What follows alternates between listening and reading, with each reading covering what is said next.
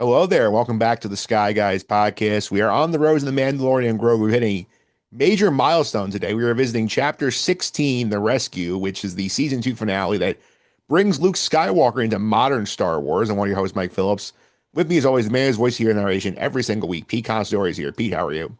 Doing well. We're going over the finale again. I feel like we did this before. We did do this before. Now we're actually doing it for real. Yeah. So I'm excited to talk about it. Excited to see what you guys thought. Yeah. Also here with us today, the head of the Imperial Light Cruiser, Nick Frietta, is here. Nick, how are you?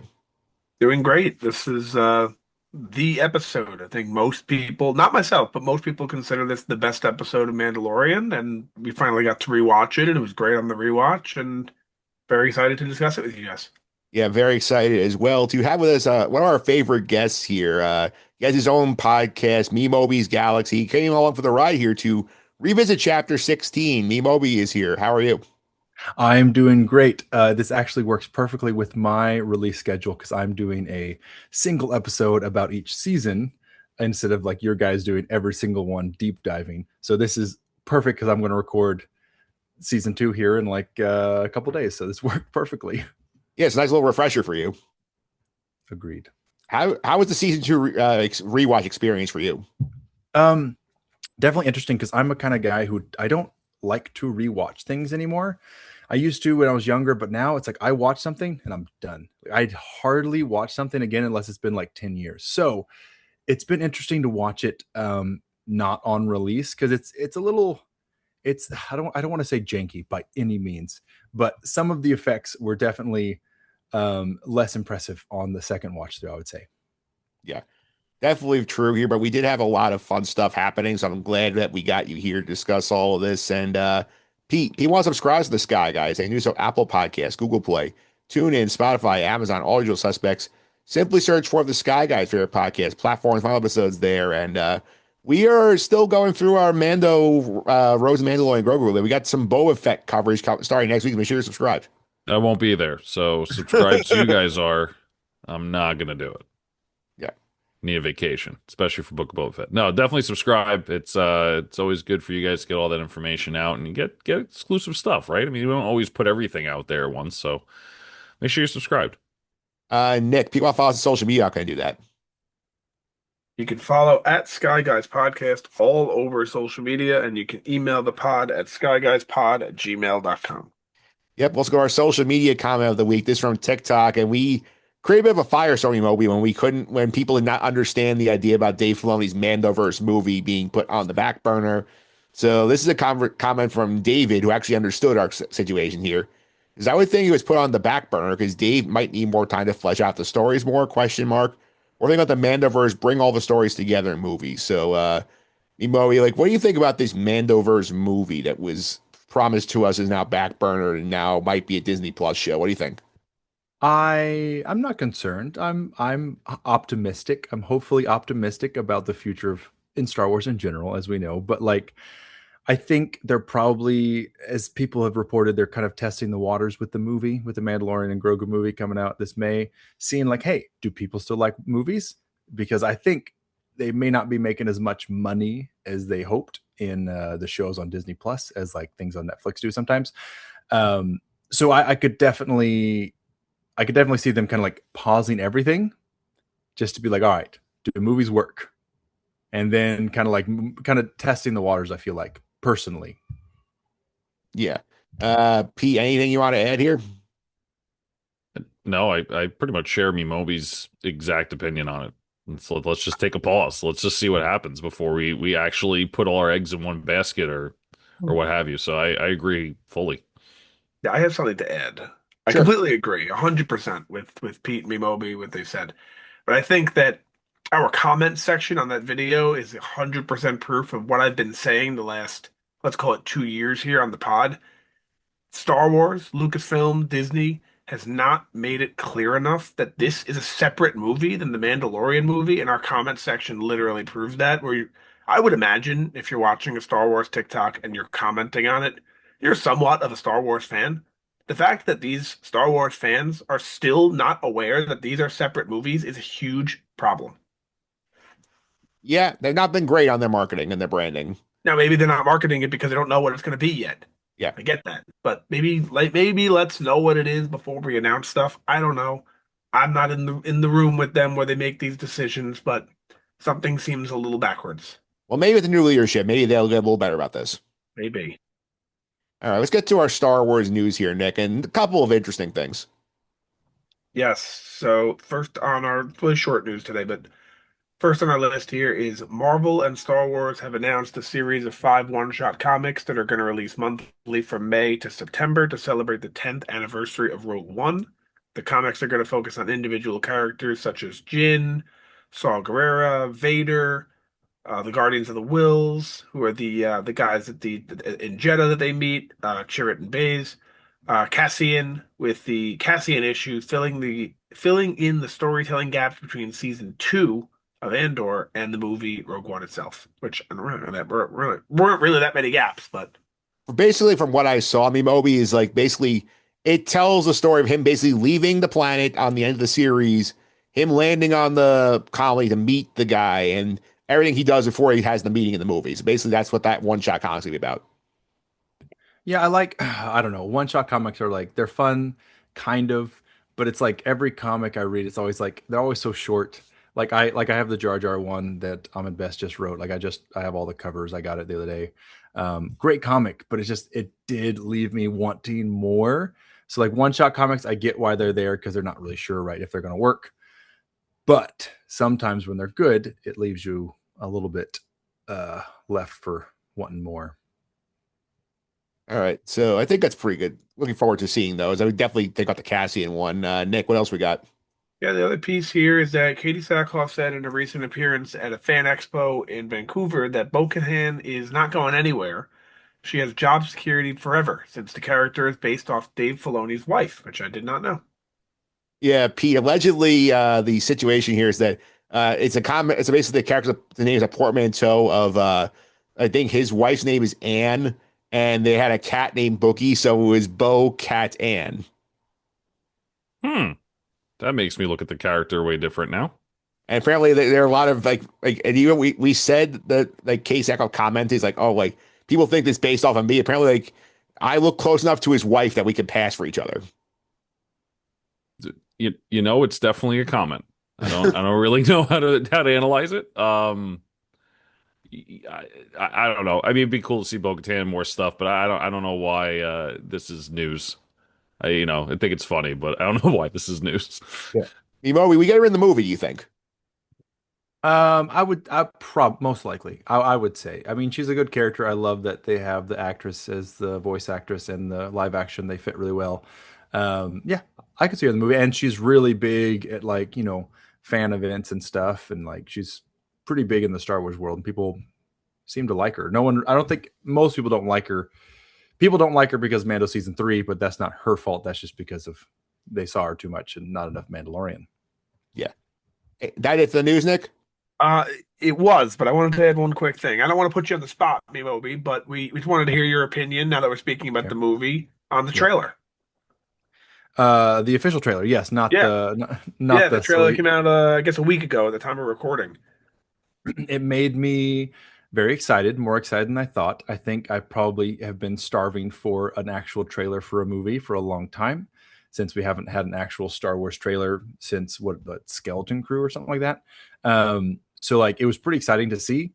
I don't think I saw anything that was shocking to me. Like we knew Imbo was going to be there. We knew that Rada the Hutt was going to be there. But it definitely made me excited for it. And I'm very excited to see it in IMAX, which I'm hopefully going to go do. Yeah, It has same to be. here. I'm way more excited from that trailer than I was before it. Not that I mean- was before, but it's really made me really excited. That is the point of a trailer, though, right? So it did its job, which is good. Did its job. Yeah, compared to the first one where we were kind of like, this feels mid. Now we're like, okay, this looks fun. Agreed. All right, we're good Nick, on the news. Yes, that is it. All right, we are now up to season 2, episode 8 of The Mandalorian, chapter 16, The Rescue. Originally released December 18th, 2020, runtime of 40 minutes. Written by Jon Favreau, directed by Peyton Reed, who directed Pete's favorite episode about Frog Lady. So he got the finale too, so a bit of redemption for him and Pete's eyes looks like here.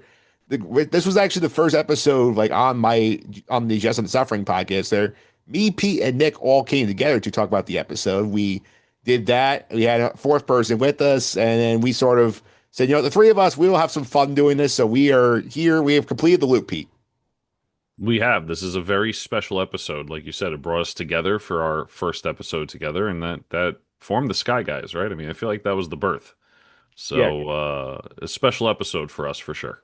Yeah, special moment here, and obviously a very fun episode to revisit here. I'll go around the panel. Memeobi, you want to kick us off here? What was your big takeaways from revisiting this episode? I will say, again, since it's my first rewatch since 2020, it's been 6 years since I've consumed this. I was definitely pleasantly surprised with a lot of things, and then slightly disappointed with a few things that were definitely like, man, we were so close. But I think overall, I feel like it was surprising to me. Like I do, it's not my favorite episode. The one right before this is my favorite from season 2, the one with Bill Burr. I don't know. There's something about that I just love. This one is good. Dark Troopers being as prominent as they were, that was huge. I mean, are you kidding me? I think that was my main takeaway was just it worked. It was a good conclusion to a season 2, I would say. Yeah, Pete, what do you want to add about your thoughts on the rewatch? I mean, I kind of want to echo the thought of it was a great wrap up to season 2. I think season 2 had a very slow start and honestly a slow middle. I think this was a very slow season that we've harped about and I've talked about in immense detail about how nothing's really happening. And I think these last few episodes really kind of, ramp up the action. And this is a great ending to it. And honestly, it leaves you with a lot of possibilities. We know what happens next with Book of Boba Fett, season 2.5, Mandalorian, and also season 3. But after this, you're like, wow, they could do a lot with this. Is this over? Like, are we ever going to see Mando again? So it was definitely a great way to end it, and it definitely opened a lot of doors at the time to a lot of possibilities for what was next. Yeah, and Nick, I'll also include the elephant in the room here, which obviously is the big thing that basically broke the internet when it came out here. Obviously, like nobody saw the return of DH Luke Skywalker coming, and we probably, as you said, we probably should have, but definitely was the moment that like sort of made this thing like its own sort of cultural moment. Oh yeah, 100%. In 2020, you'd be a fool if you thought he was coming back. But when you watch the episodes again, when you watch season 2, it was blatantly obvious he was coming back. I guess it's just hindsight's 2020, but for me, the biggest takeaway of this episode was, and it sounds boring, but it's that he came back. That was it. Is that we saw Luke and R2. It sounds boring. Sure, the action was phenomenal.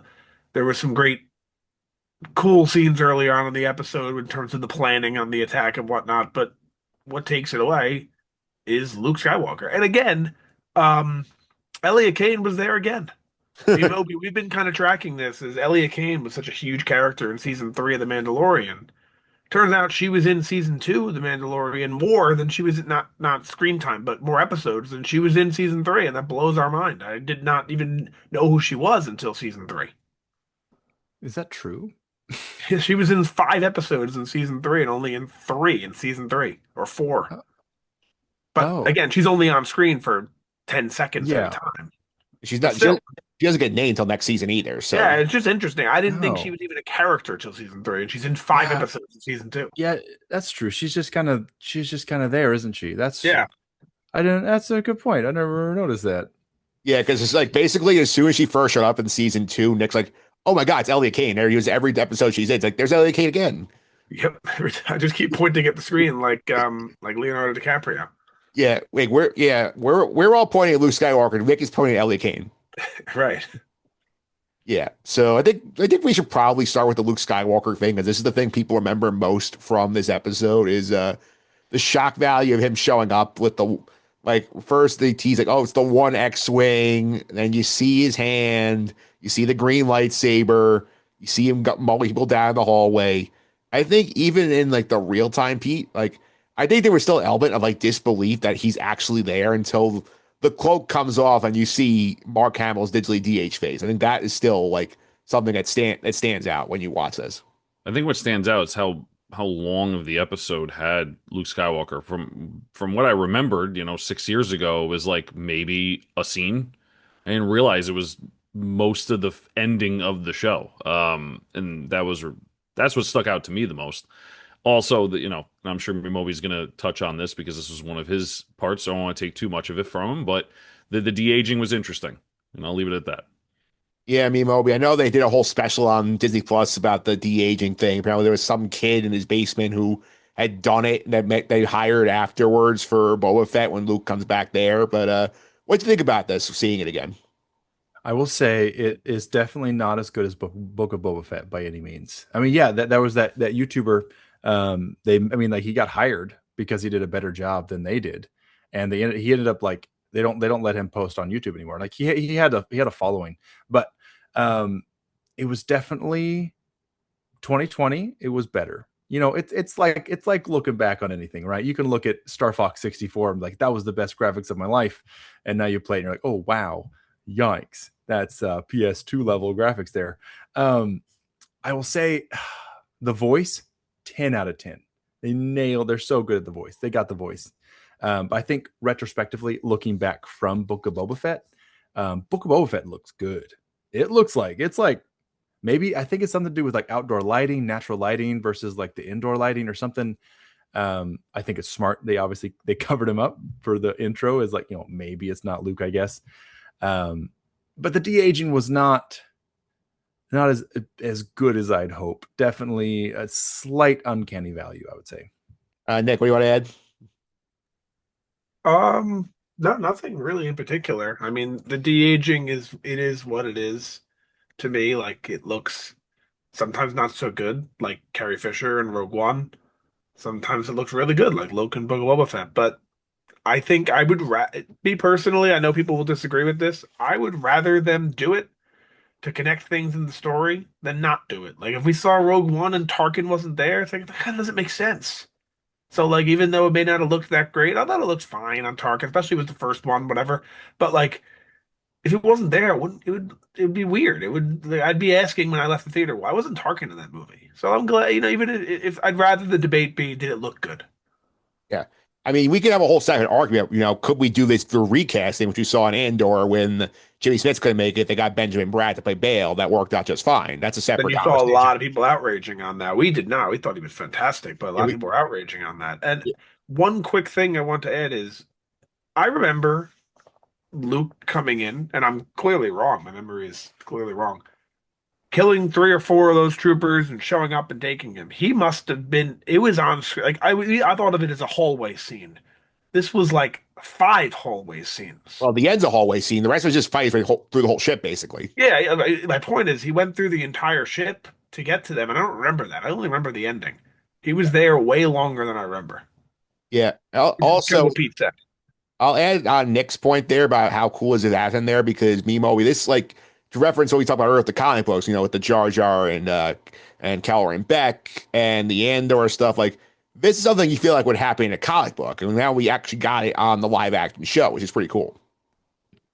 I agree. One of my biggest complaints besides the visual is probably the music really bothers me because they kind of like it's fine when we're like trying to pretend like it's not Luke Skywalker, right? You don't know who he is, but when he comes in and it's obvious Luke, like just give me the Force theme just a little bit. Just give me Luke's theme just a little bit. Like watching it now because I've seen so many edits, right? There's so many TikTok edits and Instagram edits of like doing the Force theme over this. It was kind of like, man, it definitely felt like a miss to me not to give a little hint. Like, cause like, they own it. It's not like it's copyright. It's their dang music. So like, I felt like they should have done a little ode in the score to John Williams a little bit because John Williams is the best. Yeah. And Pete, I think the Dark Troopers being there was a great showcase for how powerful Luke actually is because we see earlier in the episode how much trouble Mando has with just one. And Luke is basically slicing through these guys like butter.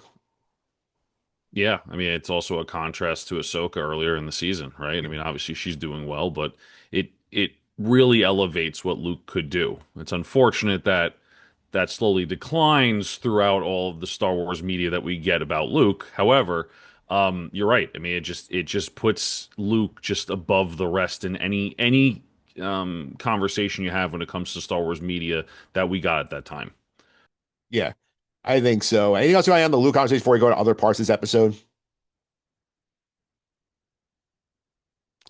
All right, Nick, I'll throw you the floor. And what's something else you want to talk about from this episode?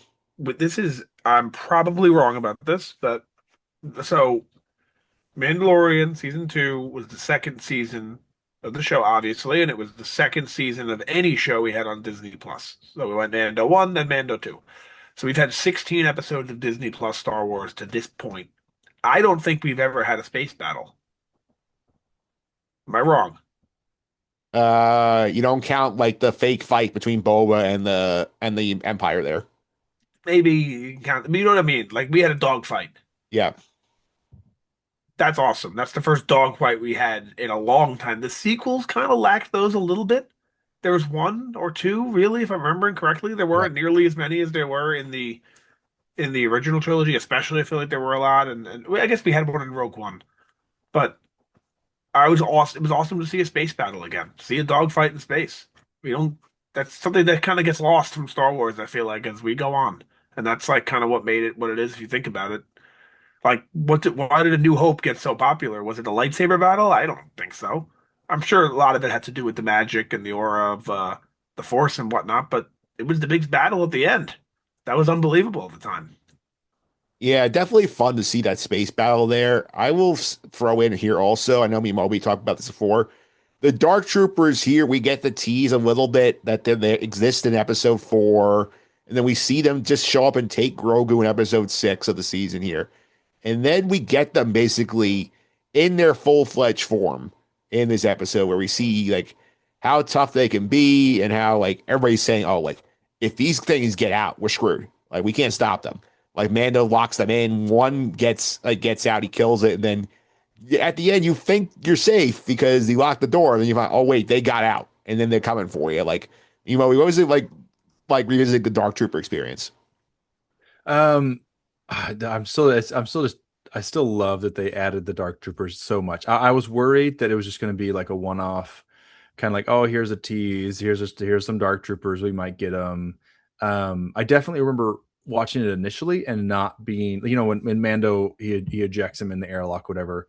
I definitely thought, well, they're coming back, they can fly. Like it was obvious to me. I was watching some other reviews on it from other people, and they were saying like they were so disappointed that they had disappeared and they didn't use them much. And I was like, no, it was very obvious to me they're going to use them. But I do. It's good that Mando didn't have the dark saber at this point, just show that they were a struggle. Like it's a really good narrative that they're so hard to kill, and then like the juxtaposition of Luke of just cutting them down. So it's like they are super OP, but then obviously if you're a Force user, maybe they're not as much. But super cool design, crazy cool music. I love the music. Great theme. Yeah, Pete. One of my favorite shots of the Dark Troopers is like when the one gets out, he's just punching Mando in the face continuously, and it's like trying to dent the Beskar, and he's not doing it, but like you can tell he's still delivering a big impact there. Oh yeah, for sure. I mean, he's putting Mando through the wall because the best car won't go anywhere. So I think it's super powerful, and I think the Dark Troopers are super cool. I will say this is definitely very Star Wars gimmick, and the reason why I say that is because it's like they need a long time to charge. Like you have 2 minutes before they charge up, almost like the Death Star has this one little vent that you could blow up the whole plate. Like it's always that little caveat, like you're playing a video game. Which look, that's Star Wars, right? I don't think it's bad. I just find it funny that they kind of snuck that in there a little bit. I don't know if that was um intentional or if that was like, well, we need to have some sort of like tension in the episode, so we have to have the Dark Troopers kind of warming up. But yeah, I mean, I think they're super cool. I think that scene where he's just punching Mando through the wall and like seeing Mando struggle just makes, like we just talked about, Luke look even more powerful, and it looks like Mando just can't even handle it. So, definitely good additions to this season for sure. Nick, I also love the little intro they get from Pershing at the beginning when they catch him. He tells about the Dark Troopers. He's basically like, because that clearly the Republic people are going out the information, and like I think it's Cara Dune asks like, what about the people in the suit? He's like, there's no people in there. They're droids now. The people being human was the last weakness of the things. That was pretty cool. Also, It was a cool line. I actually just watched this tonight before we hopped on. So that line actually stuck out to me specifically. So I'm glad you brought that up. Yeah, it was a really interesting line. I also think it was an interesting line, speaking of people in the suit, that not interesting, but just cool. And I feel like everyone smiled when they said it when Bo-Katan and I'm just gonna call her Sasha Banks called out Boba Fett for being a clone. Yeah. Yeah, that was a fun scene also, Pete. What's her name? It's not. What's her Uh, character's name? oh, it's Casca Reeves. Yes, yes. Yeah, because I have in my notes, did like Axe Woves had the day off, question mark, when he's just not there when they're hanging out at the He did bar. have the day off. Yeah. Yeah, PTO which is hard to come by in Star Wars, so you have to take it. It doesn't roll over. yeah. Gotta make sure. Yeah, I wonder if the Mandalorian and Axe regrets being off when they actually go fight this epic battle. Maybe. Yeah. So that scene, Memeobi, when we're putting together the team here, and then he goes back to I think the planet Trash to go get like Bo and Casca, and presumably thinks he's getting Axe. Axe is not there, but like I think the dynamic Nick brings up where like where Boba and Bo Katan are feuding. I think that's a fun setup, and you get the little brawl between Casca and Boba in the bar. I think it says a lot about Mandalorians. You know, they're pretty known for civil wars, right? Like there's this whole thing like the Mando was like Boba Fett's like, "Hey, it's my armor, it's my dad's." He's like, "All right, cool, you were a foundling. Your dad was a foundling. Awesome." Like phew, like he's the cult guy. And then but Bo-Katan's the one that shouldn't care. Like why is she so upset that he's not technically Mandalorian? It's like, and then they just fight for no, like it's fun, right? But it's like it just goes to show that Mandalorians, there's always just kind of like the Sith, kind of always like jockeying for position, kind of like, okay, this guy obviously knows what he's doing. Why don't you just let him join? But no, you got to fight him. You got to got to have a tussle over it. Yeah, Nick, you were going to brought this up. Anything else that jumped out to you about that? Fight was really cool. Yeah. Um, uh, Casca Reeves did an actual WWE move to him, which was kind of funny. I guess they just told her use your training elsewhere to do a move to him, and she actually used the jetpack when she did the DDT. So that was actually really cool to see. Yeah, the wrestling fans out there definitely appreciated that. Yeah. But I thought I just really liked the idea that like I guess when we were watching this back in the day in 2020, we have this idea. I guess way back in the day, we're thinking about Boba Fett and Mandalorian, and all we really knew about them at the time was Mando and Jango, of course. And then years go by, Clone Wars happen, all this other stuff, and Rebels and whatnot. And now we think of Mandalorians as Bo-Katan, and then eventually a Mando, and then we kind of forget Boba's part of that too. And now they're all in the same room at the same time. That's Yeah, pretty interesting. yeah, three different points of view for the same people, basically. Exactly. Yeah. Yeah. Pete, what do you want to add to the episode discussion here? I mean, I think the biggest one for me is that the dark saber finally becomes an important part of the season. We kind of get teased. I'm sorry, Mike. Am I good to do a new topic, or you No, want that's more? fine. That's what I said. You could go ahead. I know. Sorry, I just want to make sure. So we get teased at the end of season one about the dark saber and Moff Gideon has it, and you're like, wow, okay, this is crazy. Bo-Katan comes into this season, and we don't really see it that much. It's there's really no lore behind it. Obviously, we know the lore because we did the research and watched the Clone Wars after this, and we understood it a little bit more after that. And if you haven't already, I would say watch Clone Wars or listen to the Sky Guys podcast, talk about everything. I think we finally get that. Okay, the dark saber means something. And between Bo-Katan agreeing to come and help because of the dark saber or because of Moff Gideon using it to then try to defeat Mando, and then Mando coming back with it as the rightful owner of the dark saber and having that tension with Bo-Katan, I felt like that led to a great ending as well, not just the Luke Skywalker part. Yeah, Mimo, I think this is a very fun part of the episode here, where Bo-Katan is clearly coming along just to get the dark saber, and then she says, "Hey, if you find him, leave him from me. I have to get this guy." And then even though Gideon loses the fight, when he tries to basically punk Mando at an agreement, and then loses, gets his butt kicked, the way he's able to try and manipulate the two of them against each other with the dark saber, adding that lore from Rebels that like if you've seen it, you're like, oh, that you're doing the Leo point at the screen thing with that. I think that's a fun sort of addition to the episode where he's trying to worm his way out of his situation. I do like that. I do feel like she probably could have explained it better. I think it was pretty obvious to her that no one knew what the dark saber was. Maybe she should have said, "Hey, just don't beat him because I gotta beat him." It's like a thing, one sentence. They're flying all the way there, But that's every movie. You could solve a lot of things with one sentence. A lot of times, um, but I do think I love the dark saber. Love getting to see it. I definitely see how this in the future kind of takes season 3 off the rails to what people don't like about season 3, where we're just kind of following the dark saber. It's not Mandalorian, it's just the dark saber wherever it's going kind of deal. But personally, love seeing it. I love to see it in live action. Never thought I would. Nick, what do you think about the dark saber drama here? I think it's cool. I think that Mando has no idea that he has to that whoever wins in combat becomes the, I guess, rightful owner. I don't know the right term, but he has no clue, and he's basically prepared to hand it to her, and she's just like, "No, I can't have it." And it's interesting because he has no clue, and I think as audience, I kind of enjoy when the audience knows something that the characters don't in a TV show or a movie. I think that you kind of look at it from a different lens, and you're kind of like in the horror movies, you're screaming at them to not go up the stairs. You know what I mean? Like Yeah. something like that. Um, so I enjoy that perspective of it, and I like that he finally found out. Yeah, Pete, to throw their Harry Potter reference in here, this is Mando getting the dark saber is very much like Draco Malfoy being the master of the Elder Wand, like in the final movie. Sure. I mean, I feel like it's a little bit different, but I can get where you're coming from. It's I sort of like think he that does no idea what he's actually like being in charge of here when he it's picks not that up. it's not even just that. I don't even think cares. Like he's just like, I yield. Take the freaking thing. I don't want it. Like I'm done. Like here you go. Like and I think that's the part that I find hysterical. Like every time Bo-Katan's like, I can't take it, he's like, okay, I yield. And Moff Gideon's like, well, you got to do it in combat. And he's like, well, I don't want it. And he's like, you can't do that.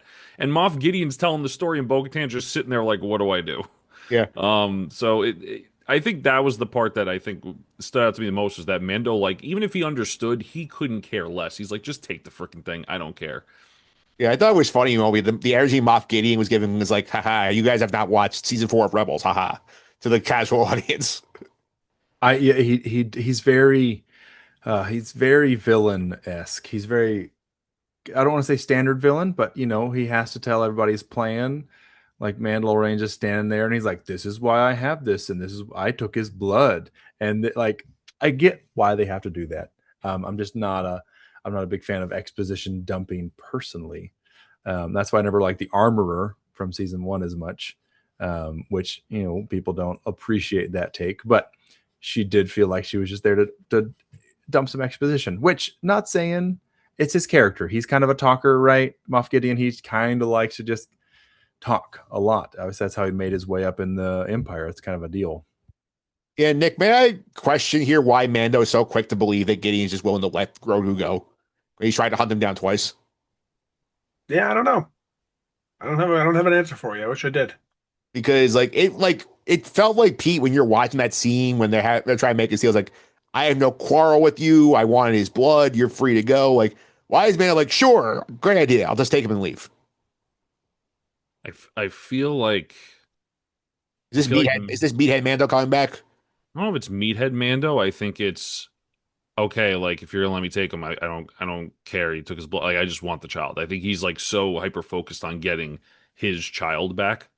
Um, I also think the bounty hunter mind is very just like based on word and I don't want to say honesty, but you know what I'm saying? Like you give me your word, that's your word, right? Like it's very rooted in that, I feel like, in the bounty hunter world. But then there's also the times where you see people go back on their word. So you think, okay, these bounty hunters should understand that. So it's like I can understand it and I can't understand it at the same time, like how he can let Moff Gideon pretty much talk him into a trap. Yeah, I mean, Moby, any insight on that you think from Mando's perspective? I don't know if I saw it as much as a, a miscalculation on his part. I think yes, he was trusting, but I don't think he was overly trusting. I don't think he was like, "All right, sure, sweet, thanks, man." He definitely was still wary. Obviously, he has a lot of faith in his armor, and he was told the Darksaber can't go through pure Beskar. Now, granted, Moff Gideon should have just aimed better, but it's fine. I don't think he was necessarily trusting. I do think he was focused on getting the child. So he's like, well, if this guy will let me, sure. I don't think he was just kind of going in blindly. I think he probably assumed there might be a trap at some point, but I don't think he was maybe as prepared as he should be, I guess. So your opinion is more like he thought, okay, maybe he's going to try and stop me getting off the ship. Now he's going to maybe try and stab me in the back as soon as I pick the child up. Yeah, I mean, I feel like he still had to. He had to pick up the kid. He's like, well, as soon as I get my hands on the kid, it's better than waiting and talking more. Maybe if I can just get the kid, I can juke him or use my jetpack, or like his chances are higher. His percentages go up if he has the kid. That's like half the battle at that point. I feel like is maybe what he's thinking. I want to kind of discuss some of the action of this episode as well, because we do get, obviously, we talked about the Luke stuff already. We talked about some of the Dark Trooper stuff with Mando. We get the great fight where the like what we call this, like the girl power fight, I think back in season two when we actually covered this, like, of how we put Bo-Katan, Casca, Cara Dune, and Fennec in charge of like mowing down stormtroopers and creating a distraction. Mando will go get the kid. We have Mando versus Gideon himself. I thought like there was a lot of fun action pieces in here, and I thought there was a lot of great stuff with the action front, Nick. I'm with you. I mean, I already spoke on the space battles in terms of the action, but outside of the space battles, we also spoke about the Luke Skywalker stuff. But you can even remove the Luke and the space battles from this episode, and you still have a pretty good action-packed episode. With that being Mando, with that being Bo-Katan and crew, this is a good. With that being Boba Fett fighting amongst themselves, the Mandalorians. I think this is a great action episode. One of the best we've had. Not the same as the tragedy. I still think that was top. But great, fantastic action episode. Really, it really is. Yeah. Also, just being the finale, the stakes are just generally higher. Yeah. Just because it is the finale of the season, and at that point we didn't know. This could have been the finale of the series. We had no idea. So, or maybe we did know. I don't think we knew that there was a season 3. We had no idea. Yeah, so this when we were watching this on December 18th, 2020, for all we knew, this was the last time we ever saw any of these characters. I think we all knew in the back of our heads there'd be more, but we didn't know for sure. And that raises the stakes when they're fighting. Is this guy gonna die? Is he gonna die? We all knew, I knew, there's no way they're gonna kill Baby Yoda on the screen. I imagine that'd be unbelievable, but you don't know, like, is Mando gonna survive? Is he gonna sacrifice himself for the kid or something like that? You don't know. Yeah, P, I do want to give a shout out to the Bo-Katan crew, like, because they kind of get forgotten this episode, because I think the choreography of their fights is very well done, because everybody gets a moment to do something, whether it's, like when they're like in the hallway and then like the Mandalorians disappear for a second and sneak back up in the jetpacks to mow down the troops, sneak behind them, where it's Fennec is basically sniping a bunch of people. As Cara Dune's gun doesn't work, she's basically bludgeoning stormtroopers with it. They all had their moments in those fights. Their choreography and how they did those scenes were phenomenal. I don't really think I have anything bad to say about those parts. I think it was really, really well done. I think it was interesting. It was engaging, at the edge of your seat kind of moments. Some comic relief when, Cara Dune's gun's a little busted and he smacks against the ground. It's like, okay, I got it. Like it's not supposed to be comic relief, but like it is a little bit funny. I thought it was great. I thought they did a phenomenal job. Anyway, what do you think about the Gideon Mando fight? The second time this season, we get the lightsaber versus Beskar spear play out here. I think they did it much more dynamic than the first one was. Yeah, I think the first one was meant to be a lot more aesthetic, with that more like Japanese undertones with like samurai type stuff. This is a little bit more brutal. Love the details of like the Beskar heating up, slicing through the wall. Like the action, I definitely agree, is very, very well done in this episode. You mentioned the thing with the girl team up at the one point. I remember, like, so watching it this time, I didn't notice that at all. Didn't even cross my mind. I was watching. Granted, I was watching at work in a pickup truck, so it wasn't complete focus, I guess. Perhaps I was kind of I had to pause it a few times to do my job. It happens.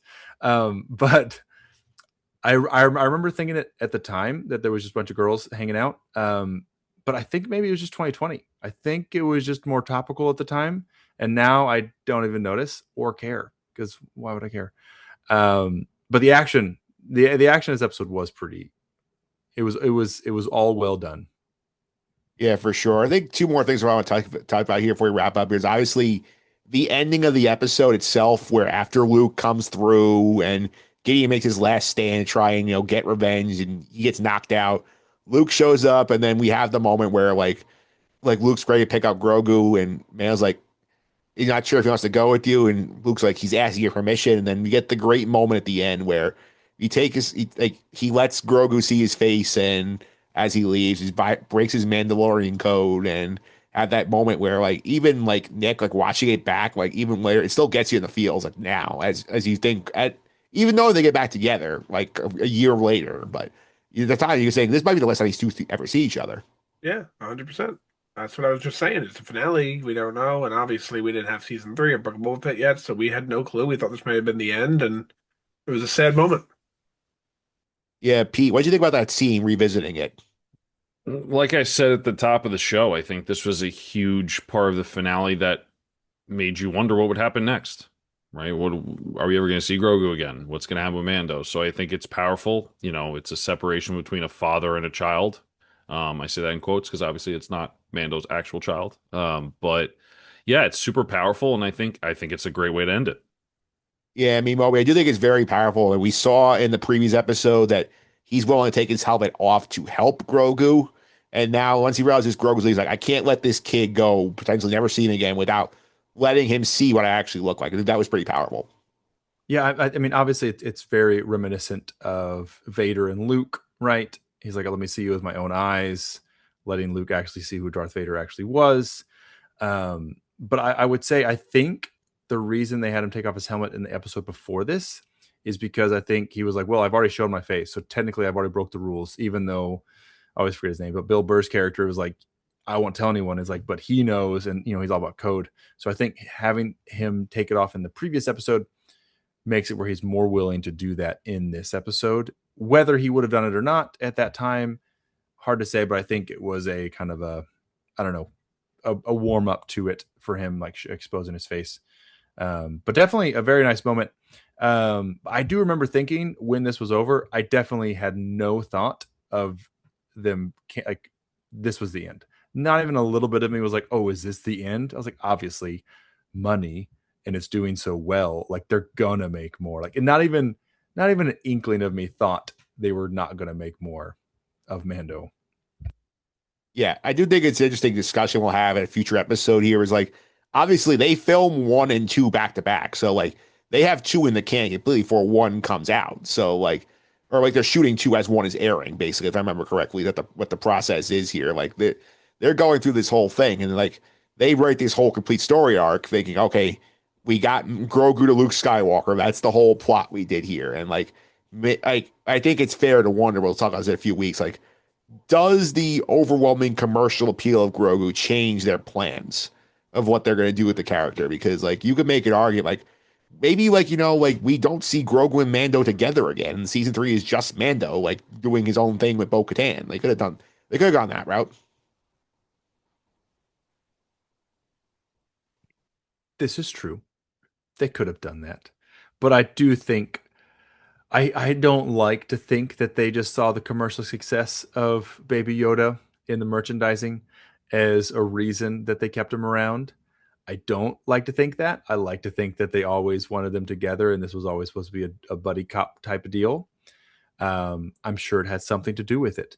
Everyone, everyone who barely likes Star Wars knows who Baby Yoda is now. He's becoming more of a face of Star Wars, especially with non diehard fans. Granted, I have never bought anything Grogu in my entire life.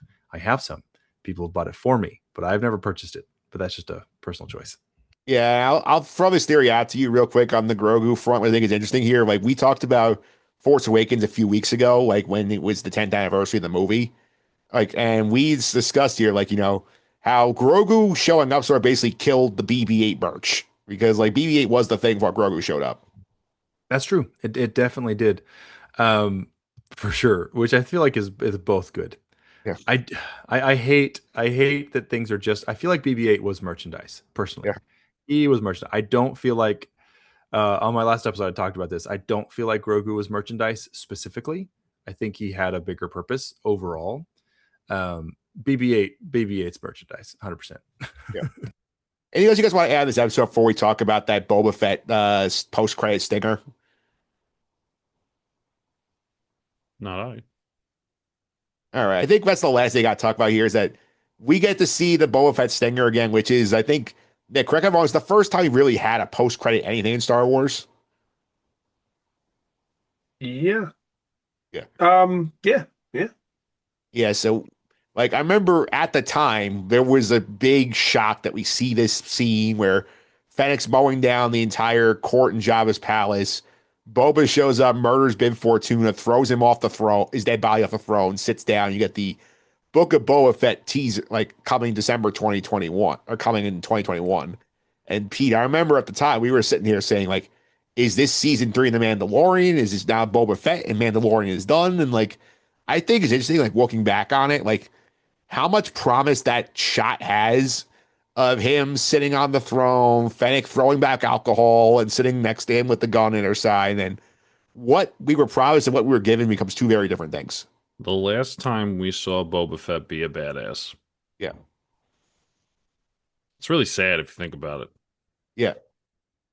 I mean, Moby, it's crazy when you see how they set up the stinger for his show. And then what he does his actual show is like light years different than what we get in season 2 of Mando. It, I agree. Book of Boba Fett is a completely different topic. I do feel like, just a quick note on that, if they would have structured the show differently, it would have come across a lot better if they wouldn't have done so many flashbacks the entire time. But that's on that. But I agree. The opening for it was very, it's pretty cheesy. The intro of it's really good.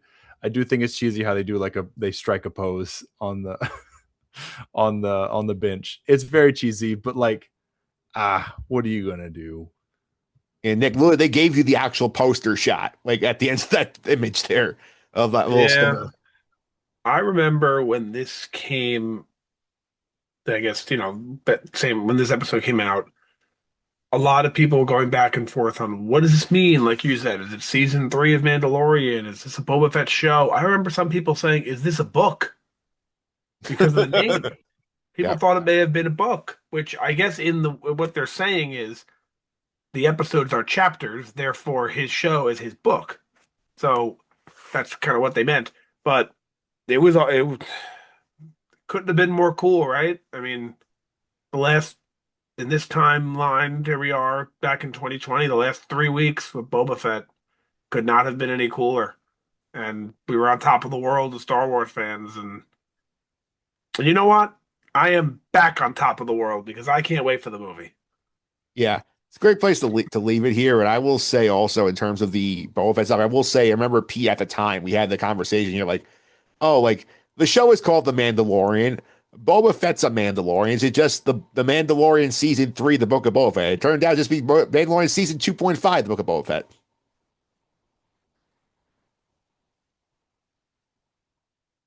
You're muted, I think, still. That's fantastic. Yeah. I agree. I remember us having those speculations about what it was going to be. Just a disappointment. We have time to talk about that in a different podcast. Yeah, we do here. So we'll start wrapping things up here. We'll go to our MVP board for the season here. I mean, Moby, every week we give out the MVP and the LP, the best and worst characters of the episode. So we keep a running list for season 2.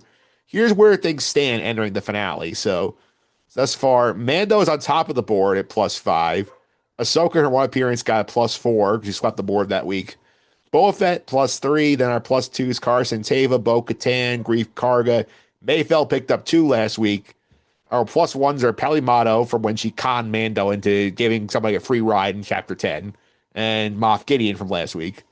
Our LVPs, the -1s, Pelimato's Dumb Droids in the premiere, the Tusken Raider from the premiere, who is a bad lookout, the Mining Collective from Cobb Vanth's flashback, Frog Lady, Grogu for eating the frog eggs in Chapter 10, the Deck Officer in Chapter 11 gets himself blown off the ship, the Mythrol, the Tython Stormtrooper captain in the tragedy, the Tython Stormtroopers themselves, and Jon Favreau. He's given 2 negative LVP points for bad writing. The Navarro Imperial Base a -3, along with the Empire last week. And Lang, aka Michael Bean's character from the Ahsoka episode, -4, bring up the rear. That's the board right now. So, as the guest, we'll go to you first here. Who is your MVP for this episode? I'm kicking around 2. I can't. It's hard to decide. I feel like the ones that did the most are both Moff Gideon and Mandalorian. I mean, yeah, like Luke. I don't know. I don't really want to give it to Luke. I mean, he was cool. It was cool. Obviously, it brought the show up, but I think without that, it still could have held its own without Luke.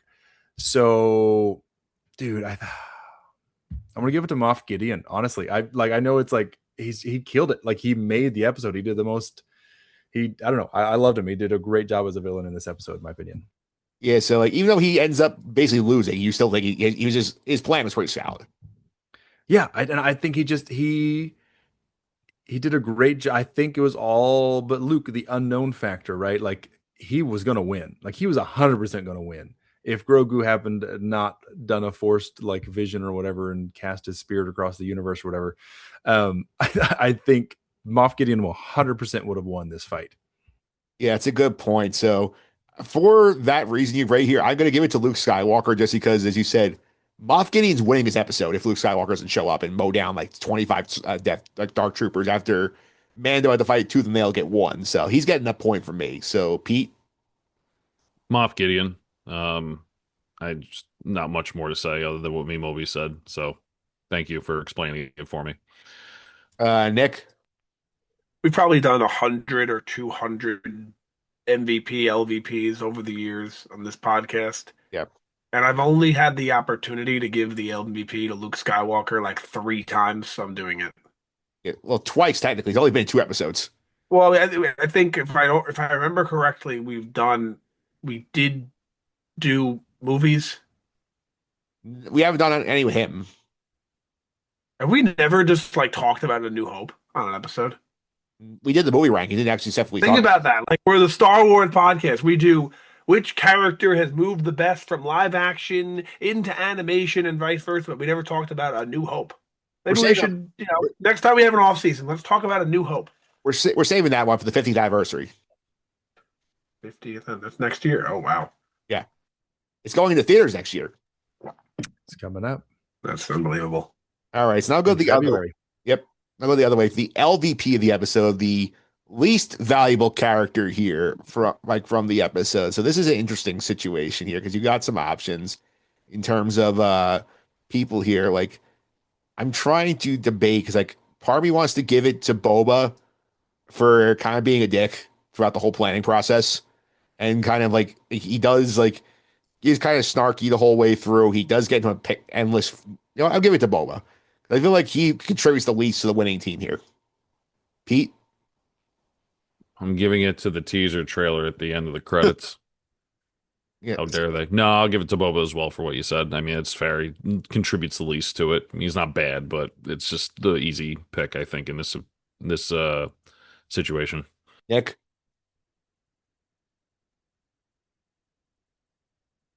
I don't want to give it to Boba because I was going to give it to Boba, but I don't want to give it to Boba now. The both of you have given it to Boba because then it's like -3 for Boba. Well, he wasn't that bad, but I was going to give it to Boba. All right. Memeobi?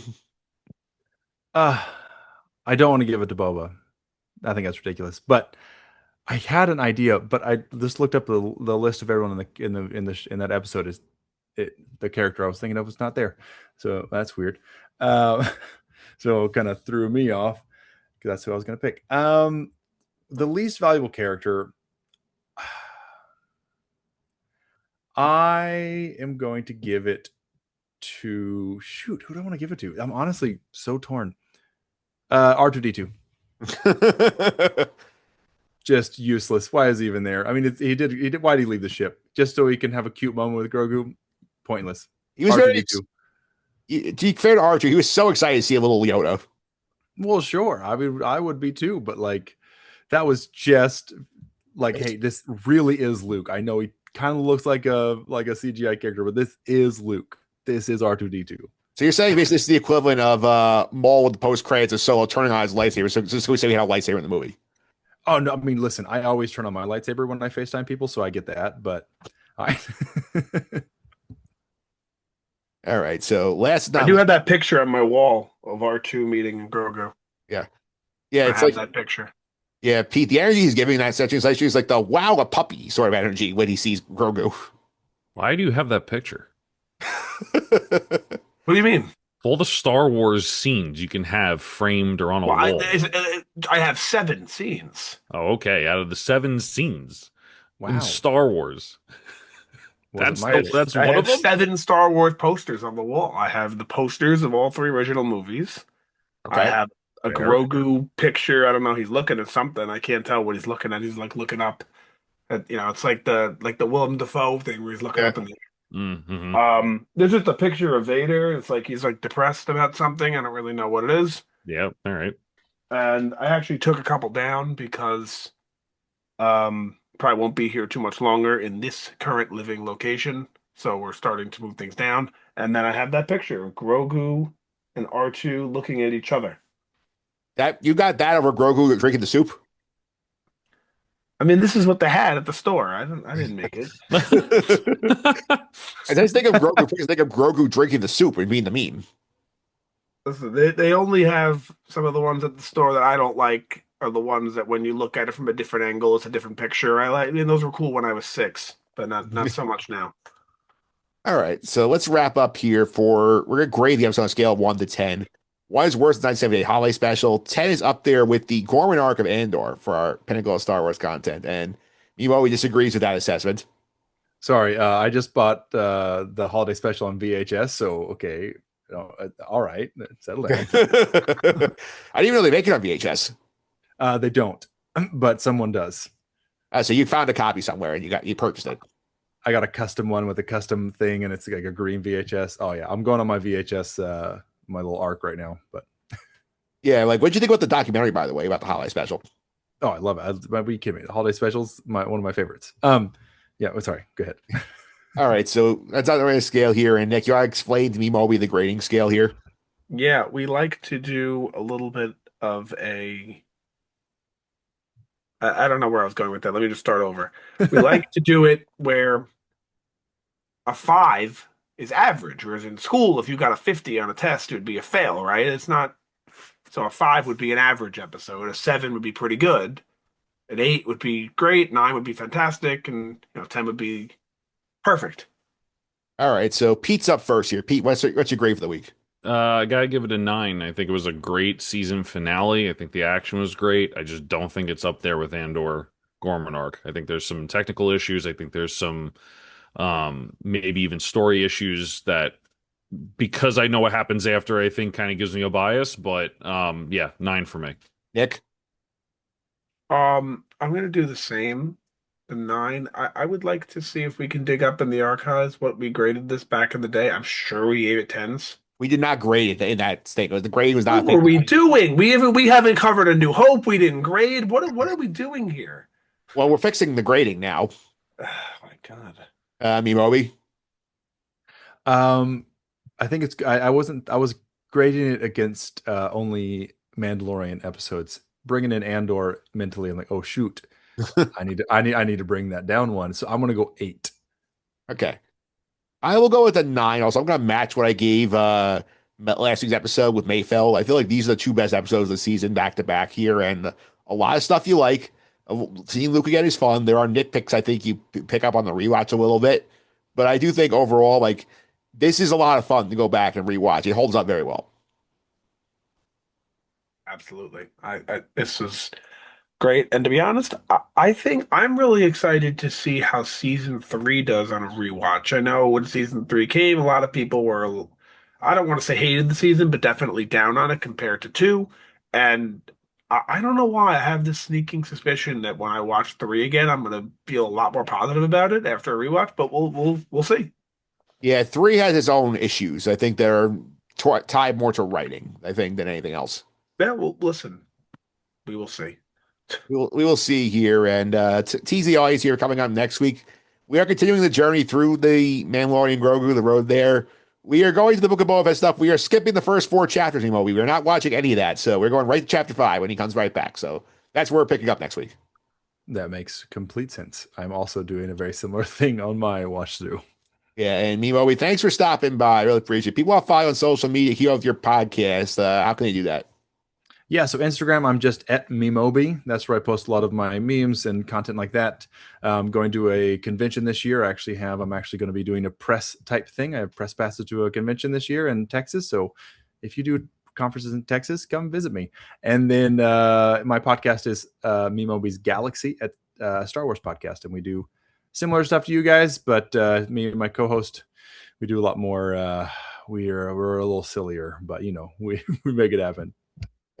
Yeah, that's definitely true. Maybe not as fun as Nick going through his posters, but I think this is a good situation here. And I will say, people check out the Moby Instagram. He's doing a fun project over the past 3 weeks. So he's been doing a tier list of basically all the Star Wars projects that have come out over the years. There's movies, shows. He's out as of recording, I'm through about 27 or so. Yeah, I think I'm 27. Very controversial. I did put Empire Strikes Back below Return of the Jedi. That doesn't make people very happy. I'm doing everything. I'm leaving a couple out to see if people notice. People listening now, they can comment, but I'm not doing droids just to see if anyone even remembers that droids was a thing. Yeah, that's really a fair one to forget. And in case you're not aware, one time on this podcast, Pete infamously said he could write the twist in Empire better. So maybe he was come with an idea you would like better. No, listen, I like Empire. I feel like that was taken way out of context. It does feel it's just coming back to haunt me. Yeah, I had a good point. No one wanted to listen to it, but I had a good point. Yeah, well, the takeaway for that became Pete said he could write Empire better than George Lucas. I'm sure he could. He should do it. I'll get right on it. All right, Pete. If you want to follow on social media to see that eventual script of Empire, how can I do that? It ain't happening. At Concy29 on Twitter, CONSY29, AP Tyler 308. Posted this background on Reddit. Make sure you check him out. Nick, one more time. If you want to follow us on social media, how can I do that? Follow at Sky Guys Podcast all over social media, and you can email the pod at skyguyspod@gmail.com. Yeah, you can also follow me on social media, mphillips331, MPHILIPS331. Over the Just on the Suffering podcast. We're getting into March, Pete. We are into March. So March Madness stuff is coming up here. So I am a big college basketball guy. I cannot wait for the tournament. I just want to know why everyone's so mad in March all the time. Every year. Everyone's mad. Yeah, that bad dad joke. I'll be over here if you need me. Hey, they get mad when they pick the 12 or the 5 and get it wrong. I don't pick anything. I'm always wrong. I don't even want to attempt. I just sit there and not watch the games, honestly. never catch them. So, do you do the bracket for the NCAA hockey tournament? The hockey tournament still no, because I don't follow it enough to have a brain about it, to have an actual educated thought on who's going to win. But I do watch those games. I do try to watch those games. All right, so that's what's going on over there. We'll be back next week with Chapter 5 of the Book of Boba Fett. Until then, may the Force be with you.